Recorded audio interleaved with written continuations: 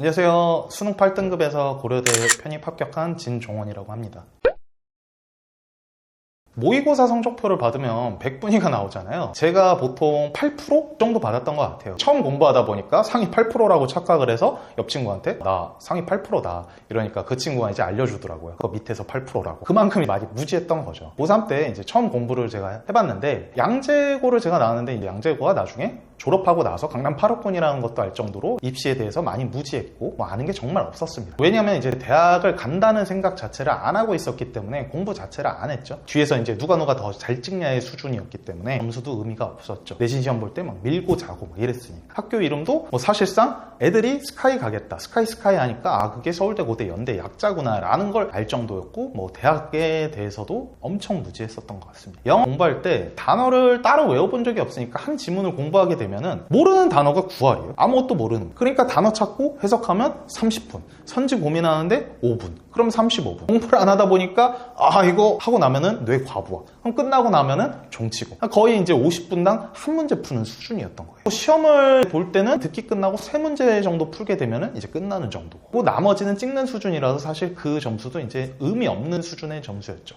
수학 같은 경우에는 개념 공부가 되어 있지 않으니까 3월부터 개념 원리로 공부해서 이제 개념을 다 끝내니까 수능 거의 직전, 일주일 전, 11월 초에 끝나고 이제 기출 문제라는 이제 단어를 몰랐어요, 제가. 나중에 알게 된 거고. 그래서 한 번도 이제 풀지 않은 상태에서 개념만 보고 이제 들어가서 60점 정도 나왔던 것 같아요. 그때가 이제 1일 불수능이라서 좀 어려웠는데 한 4등급 정도 이제 받게 된 것 같습니다. 사실상 이제 다른 과목 점수도 조금 처참했기 때문에 그 점수로 이제 인서울 할 상태는 아니었거든요. 집 근처에 재수학원을 알아보니까 재수학원이 있어가지고 이제 거기를 다니게 됐는데 그때 이제 인식을 한 거죠. 내가 공부 방법 자체를 모르는구나. 재수학원 선생님들한테 이제 찾아가서 공부 방법도 이제 알아보고 수업 시간에 많이 설명해 주시기도 하고 정확한 공부 방법대로 한 6개월 정도 공부하니까 9월 모의고사까지 성적이 꽤 오르더라고요. 수능에서 이제 결국 밀렸었죠. 좀 망하게 됐다.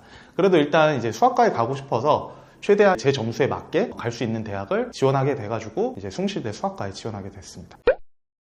대학 입학하기 전에 밀려 쓴 게 좀 너무 아쉽기도 하고 그냥 다녀야 되나 이제 고민하는 와중에 국어는 또 자신이 없고 이제 어머님께서 편입이라는 제도가 있는데 한번 해봐라 이렇게 권유를 하시더라고요. 그래서 알아보니까 영어랑 이제 수학만 보네? 이거 해볼만 할 것 같은데? 해가지고 이제 결정하게 됐습니다. 병행으로 준비하는 건 솔직히 말해서 스스로 무리라고 생각을 했어요. 왜냐하면 학과 공부만 꼼꼼히 해도 좀 버겁다? 그렇게 생각을 했거든요. 그래서 2학년 수료 자격만 갖춰놓고 휴학하고 이제 준비했습니다. 준비하셨던 분들이 이제 자주 겪는 상황일 텐데 휴학하고 편입 준비하고 주변에 부정적인 반응이 많더라고요. 차라리 삼수를 해라. 그 영어 시험 난이도 너가 아냐. 난이도가 괴랄하다. 합격 확률이 너무 낮다. 너무 적게 뽑는다. 너무 그런 부정적인 의견들이 많더라고요. 근데 제가 그냥 직접 알아보고 그 다음에 생각을 해보니까 편입은 수능이랑 다르게 여러 번 시험을 볼 수가 있는 거예요. 그냥 원샷 원킬로 끝내는 게 아니고 여러 번, 5번, 6번, 7번 이렇게 볼 수 있는 거예요. 그래가지고 나는 최소한 거기서 2-3개는 내가 합격할 수 있겠다. 그러면 최소한 다 망하진 않진 않겠냐. 그래가지고 이제 합격 가능성이 생각보다는 이제 높겠다라고 생각을 해가지고 준비하게 됐죠.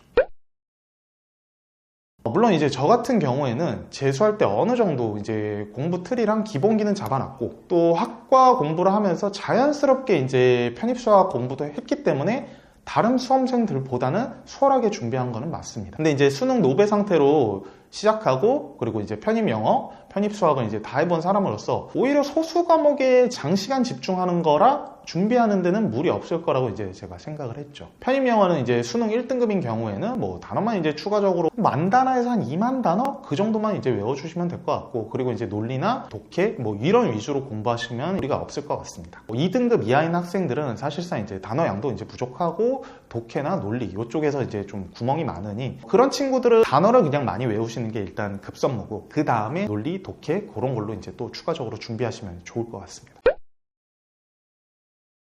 학점은 4.29였습니다. 혹시 몰라서 이제 준비해 놓은 거죠. 이제 이게 떨어지면은 안 되니까 교직 이수도 걸어놓고 이제 만약에 안 됐을 경우에 대비해가지고 이제 돌아와서 이거라도 하자라는 생각으로 좀 학점 관리는 열심히 하게 됐습니다.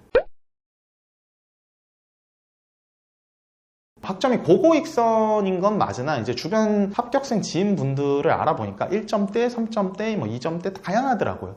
그래서 제가 생각하기로는 이제 필기 점수가 가장 큰 반영 요소가 아닌가 싶습니다. 집 근처에 이제 학원이 있어서 이제 다니게 됐는데 본인 상황에 맞는 방식으로 준비하시는 게 이제 맞을 것 같습니다. 제가 만약에 지금 준비한다고 하면은 아마도 인강으로 준비하지 않을까 싶습니다.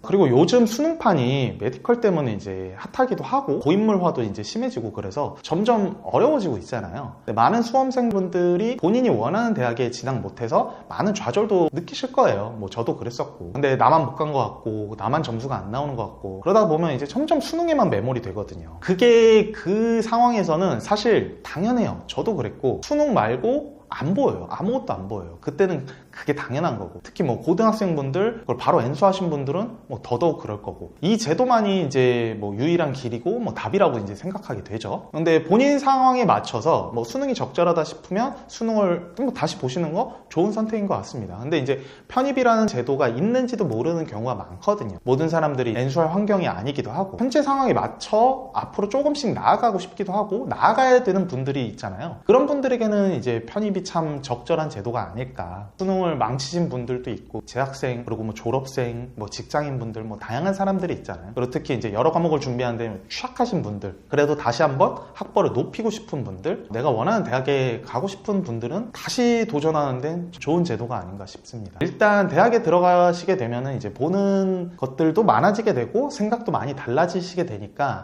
이제 편입을 하셔가지고 성공하시게 되면은 많은 변화가 있을 것 같습니다. 그리고 이제 메디컬 같은 경우에도 생명계열에 이제 진학을 아니면 복수 전공, 이중 전공을 통해 가지고 이 의대를 편입하는 경우도 많거든요. 예를 들어 뭐 이제 수능에서 의대를 가려고 하면 극상위권이어야 되잖아요. 의대 편입 같은 경우에는 수학을 보지 않다 보니 조금 더 유리한 경우가 있죠. 그리고 이제 편입을 하시는 분들 중에 반 이상은 어찌 보면 이제 학벌 컴플렉스 때문에 하시는 분들이 많을 거예요. 그게 이제 단순히 내가 원하는 대학교에 대한 로망, 환상, 그리고 주변 친구들이 좋은 대학 가는데 나만 못 갔는데 뭐 부모님이 이제 기대하시는 분들도 있고 그거를 해결해 줄 수 있는 제도가 아닌가 싶습니다. 한 가지 길만 있는 게 아니니까 편입을 생각하시는 분들은 한번 고려해 보시는 게 좋은 것 같습니다. 다양한 길이 있으니까요.